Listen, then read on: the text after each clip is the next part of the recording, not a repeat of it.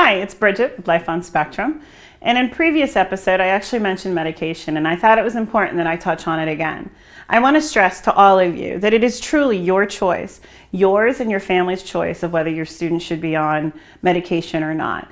I told you previously that my son finally came to me and decided that it was time for him to go on it. He wanted to actually reduce some of his flapping.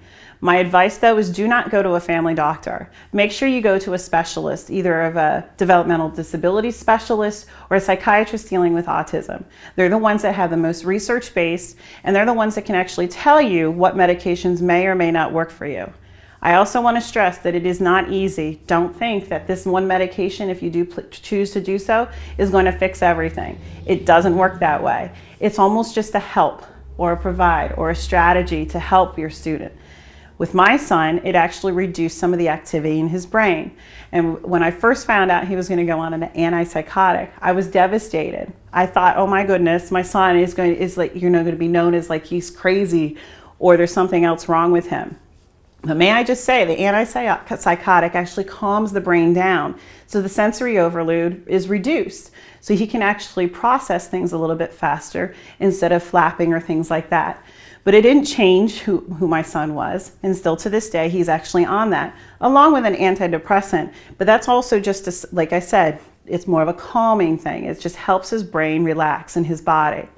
Trust me, he still has some sensory issues, but it's just an aid. It's a tool. And like I said, I decided to wait until my son chose to do it. And it was around 6th, 7th grade when he was hitting that level of middle school, high school, when he wanted to start reducing it. So keep that in mind with medication. You can talk to your family doctor if you trust them, but I truly suggest going to a specialist. They're the ones that have the research and the known base. And if you need a local establishment, check the Tommy Foundation or check Autism Speaks, and they actually have a list of providers that can help you. And that's it for Bridget with Life on Spectrum. Thanks for watching that episode, and make sure you come back and join us again for upcoming videos. They'll be uploaded almost on a daily basis. Also, if you really enjoyed us, like us below, or even leave a comment for us to respond back to. And if for all of you that are really involved in the Life on Spectrum, make sure you subscribe to our YouTube channel.